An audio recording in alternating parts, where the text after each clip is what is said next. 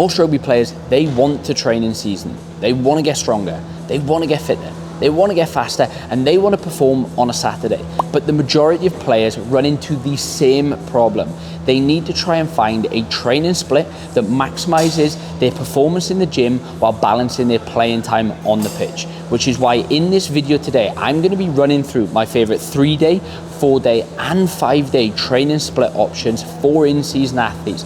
Now, these splits are going to completely crush the excuse that I know you have around training of in-season is just for maintenance, because these are the splits that help Ollie hit a 40 kilo PB on his back squat, Ross improve his power scores by 10% while getting stronger, and these splits allow James to clock 10 meters per second max speed, which is absolutely elite. And we're going to cover them all in this video today. So the 3-day split is pretty simple, and how we break it down is even simpler than that. And this is a case study that we've done. This is James. This isn't actually James, but this is my visual representation of him.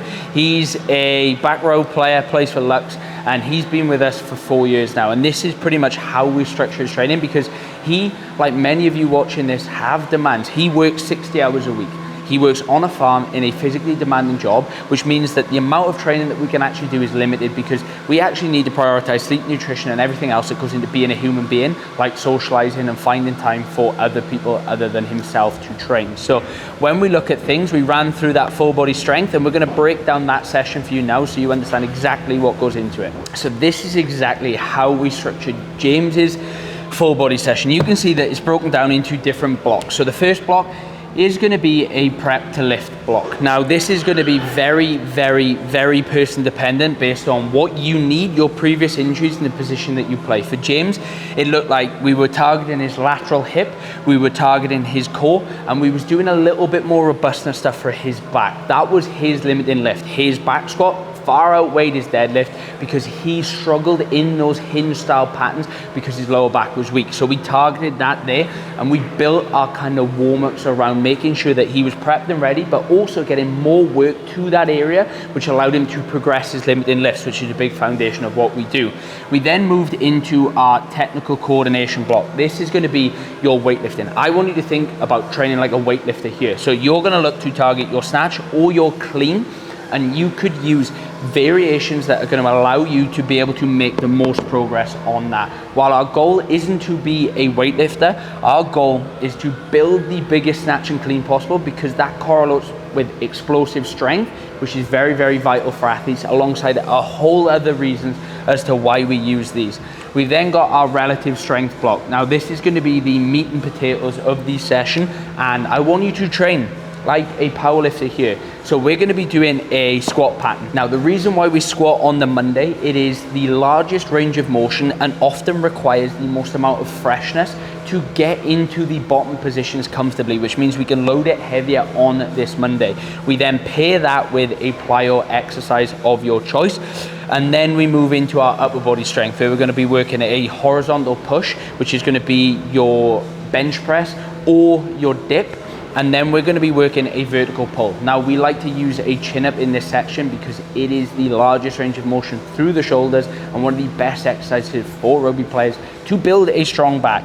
We then move into our absolute strength part to finish us off. This is going to be your hypertrophy style stuff. So in this block, we are going to be using an angle that is 90 degrees to the push pattern that we choose here. So if you dip, you're going to incline press in this hypertrophy section, and if you bench, you're going to overhead press. That way, we strengthen as many different angles as possible through the shoulder, which is vital for the sport of rugby. And then we pair that with a knee flexion or hip extension. We've squatted here. We want to get some posterior chain work here. Now, the difference between this section is the rep ranges we use.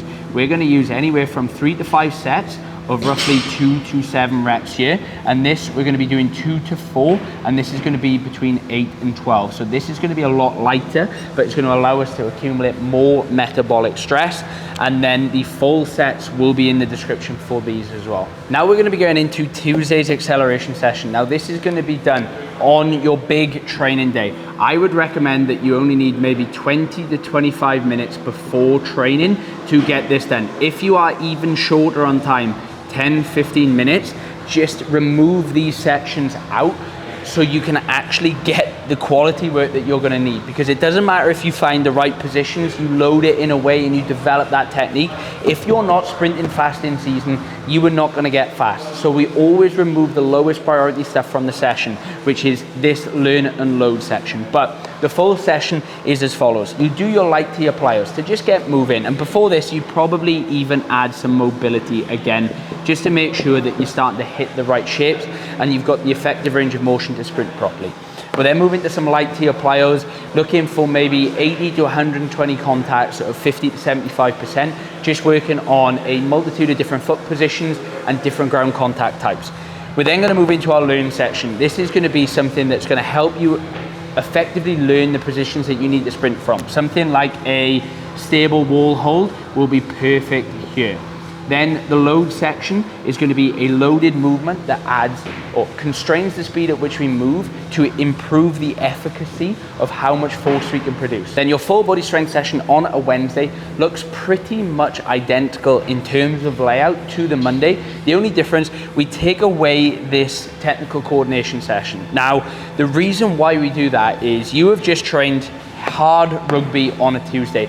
Your body has gone through collisions. Your body is under duress on that Tuesday. The last thing that we want to do is challenge those end ranges of motion under speed with high collision. So we take that away, and that means that we can stay fresh and recover for the rest of the week, but still get some good quality stimulus through our strength piece. So the change that we'd make here is this. We, instead of a squat, hinge. Now we can use an RDL, we can use a trap bar deadlift, we can use a 45-degree hip extension, anything that is going to target that posterior chain with a lot of load, and we superset that with a plyo again.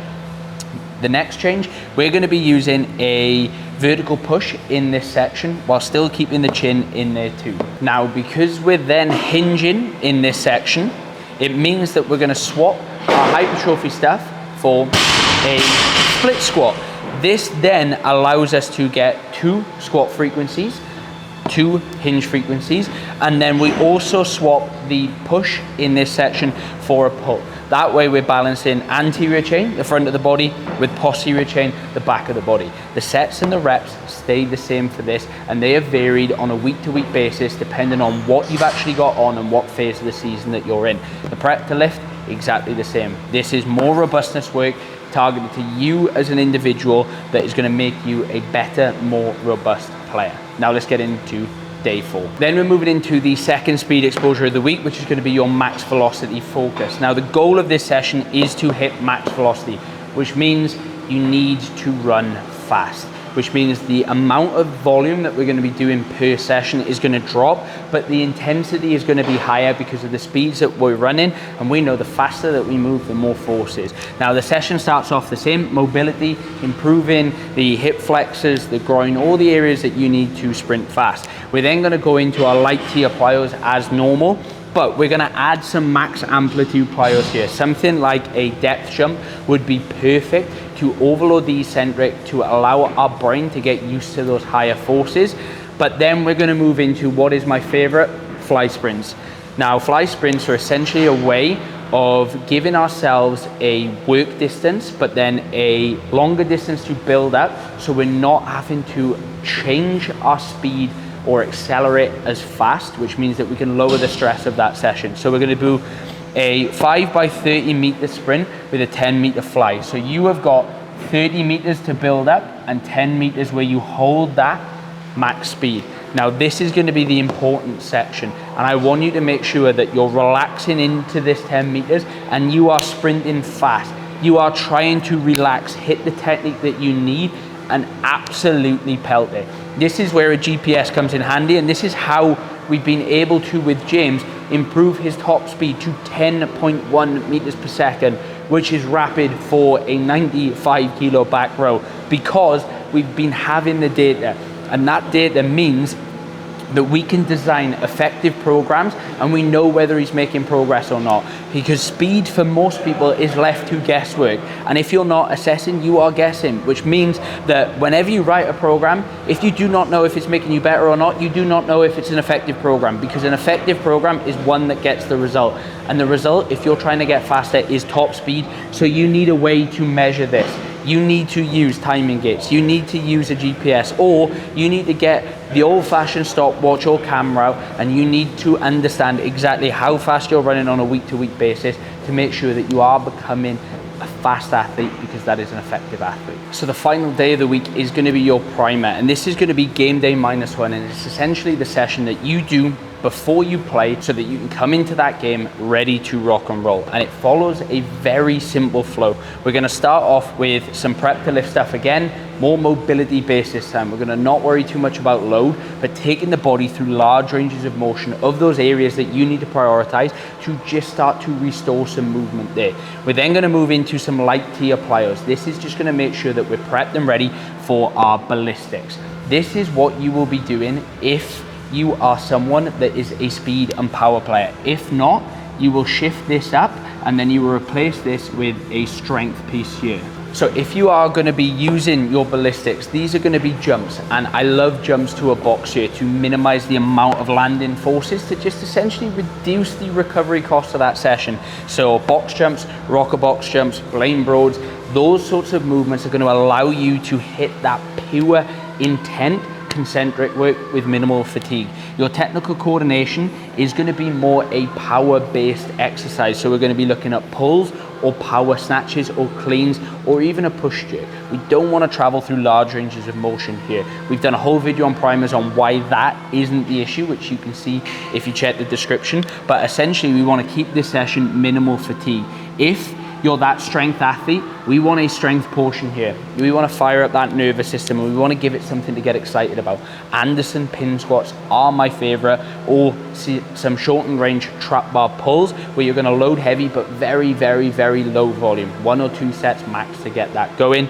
We are then going to move into our upper body where you're going to do a speed push and speed pull, banded bench, landmine throws, push press. These are all perfect exercises to put in here where you're going to get violent. We're working more velocity of movement to be able to target the adaptation that we want rather than load. So we want to see that bar speed nice and high, and the same on our pull. This is where we prioritize a pendlay row as a shortened range exercise that is purely concentric in nature with minimal fatigue, and then as a mandatory pump that is going to last hopefully more than 24 hours, we are going to throw some arms in there to make sure that we fill out the jersey on game day. And that is the exact 3-day split that I would use if I was a rugby player looking to maximize my performances. And this is exactly what James has been able to do, moving up 4 divisions in the time that he's been working with us, putting in Player of the Week performances in National 2. Something like a resisted sled sprint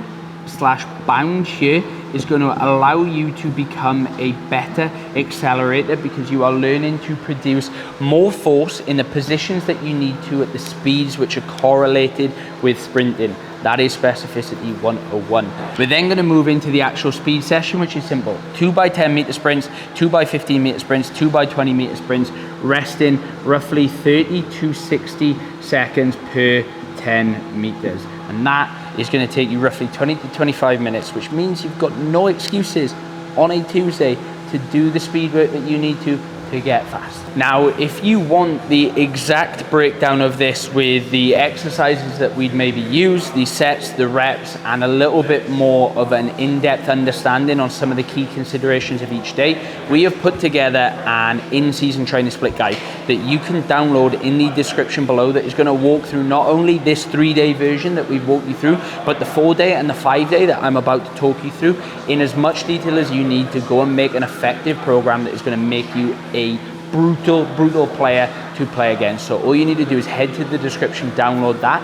Now let's get into the 4-day split. Next up, we're going to be looking at the 4-day split. Now we call this 4-day split the optimal, because this is what I have seen the pros to be doing and what I did when I was actually in the academy environment. Now, the reason why this split is beneficial is the added frequency means that we get more exposure without hindering recovery on one given day, which means that we can actually accumulate more good solid work throughout the week, allowing us to progress our physical development faster while still keeping us fresh on a Saturday. So here's how we would do it. On Monday, we would do a upper body session, but we would add a off feet top up there. Now, the reason why we do the upper body session here is if we've played on a Saturday and maybe we've had a social, we may be coming into this Monday session feeling a little bit groggy. Now, usually you want to put your most physically demanding session at the start of the week, which would technically be your lowers, but because we want to try and brush off some of the rust from the weekend and also follow the high-low split, we do our upper body and off feet here, and on a Tuesday we would do our lowers and accels with our team training. This way then we can keep this session very, very high load and take the Wednesday completely off, which allows us 48 hours to recover before the next session. Thursday, we would use a full body strength session and we would add in a max velocity top up. Friday, we've got the good old classic primer. And if you're wondering how to structure a primer, we've got a full video on the channel on how to do that. And then Saturday would be the game day. And this is exactly how I would structure a 4-day week if you were my athlete at the Strength Solution. Now, this is the exact split that we've used with Ollie. Ollie's been one of our athletes. He is a front row forward and his main goal is getting stronger. Now, the reason why this split works very, very well for athletes looking to push their strength is because they get a lot of frequency. They get an upper body here and an upper body there. They get a lower body here and a lower body there. And that increased frequency means you're getting more touches to the movements that you need to progress in strength. And not only that, we know that getting stronger also leads to hypertrophy, getting bigger, putting on muscle, which is very, very beneficial for a front row, which means this is perfect for that athlete that is looking to get the physical edge and not worry so much about their skill development and conditioning. Now, if you want to see this exact split in action and what Ollie did to add 40 kilos to his back squat, you can download the in-season training split database that we've created, which will run through this. It will give the exact exercises, sets, reps, and volumes that we use, so you don't have to worry about what goes into your program. You can take all the guesswork away. Now let's get into the 5-day week.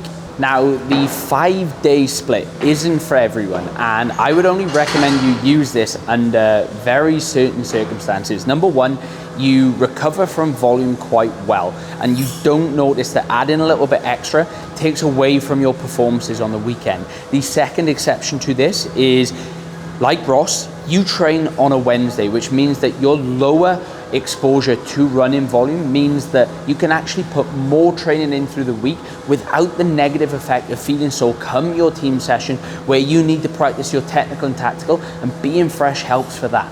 And the other time I would use this split is if you wanted to truly squeeze all the juice and maximize the adaptation energy and pull it into your training because you want to become the best athlete possible. Here's exactly how I do it. So on a Monday, I would do a lower body strength, but I would pair this with some sled / acceleration work.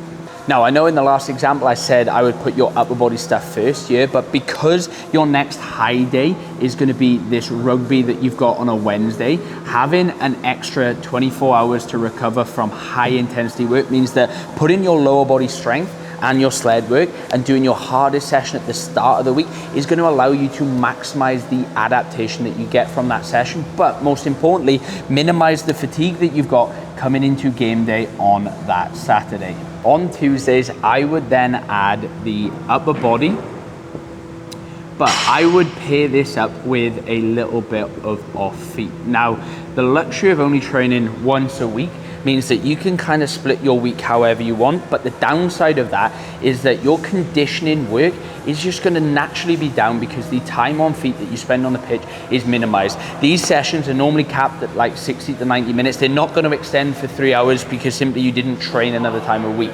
So this session here, there's only so much that you can do. So we need to plug the gaps of the things that you're missing in your sport currently. And if you're training once a week, conditioning is going to be that. So a little off feet top up, looking at zone 2 to zone 3, pushing hard, but still keeping the intensity of it very low. And with it being off feet, we minimize the amount of impact loading that we get, which means that we can actually perform on this rugby day. And what I would do is on this day, I would add some max velocity and you could also add some extra conditioning work if you wanted to top that up further. And that is what we're doing with Ross, who needs to build his engine a little bit more. Now, on a Thursday, I would be looking at another upper body session, because this session, especially if you are doing that conditioning, is going to be very taxing. And I would make this a strength / hypertrophy session, which essentially you can manage dependent on fatigue that week. Do you want to push a heavier strength in, or do you want to keep it lighter and build a little bit more metabolic stress, which is going to allow you to build a little bit more muscle? It's up to you, but this session I would keep purely upper body, and it is essentially going to be a pump house style session. On Friday, I would run a primer as normal, and then you come into game day and your goal is to perform. Now, that is exactly how we structured Ross's training, and that allowed him to improve his back squat by 15 kilos, his bench press by 15 kilos, alongside improving his jump height by 7 centimeters, which massively improved his lower body power output. And the reason is, this frequency allows you to tick the boxes of strength, speed, power, and conditioning more frequently. We have got 2 exposures of conditioning, we've got 2 exposures of speed, we've got 2 exposures of lower body power on that primer, and we've got 2 heavy upper body strength sessions, which means that we are doing a lot of training, and more is more when it comes to your physical development. This allows you to maximize that, and if you want to understand what goes into that session, remember, link is in the description. But remember, rugby doesn't look the same each week, so your training shouldn't either. And the reality is, if you follow a fixed, rigid approach, you run the risk of either overloading or underloading. Both 2 problematic things for athletes, because if you overload with too much, too soon, too frequently, you run the risk of getting injured, and if you underload, well, you run the risk of just not progressing. And this is the trap that you fall into if you just simply copy and paste each and every single week without taking into account the demands that you've got that week. Some weeks you'll have heavy 80-minute collision games. Others you may have a 6-day turnaround, or others an 8. Some weeks you may have poor sleep, and other weeks you may just get put into the furnace because your coach feels like you need some mental toughness. This is why your in-season program must be fluid and adaptable, and it's why we love the phrase, write your program in whiteboard marker, not permanent pen. Your program needs to be able to bend without breaking, so you can just actually give your body what it needs when it needs, so you can keep progressing both in the gym and on the pitch, which is the goal of good S&C. It's why we work with all our athletes on a one-to-one basis, because at the end of every single week, we ask our athletes what is coming up that week. Do they have a game? Do they have 2? Do they have other demands that have popped up in their life that we need to take account into the programming to make sure that we can adapt and adjust things, so each and every single week they can turn up, give 100% and execute the program with perfect consistency. Because if this is done properly, you can maintain consistency, and consistency is the only thing that is going to get results, and why we preach the 3x3 framework.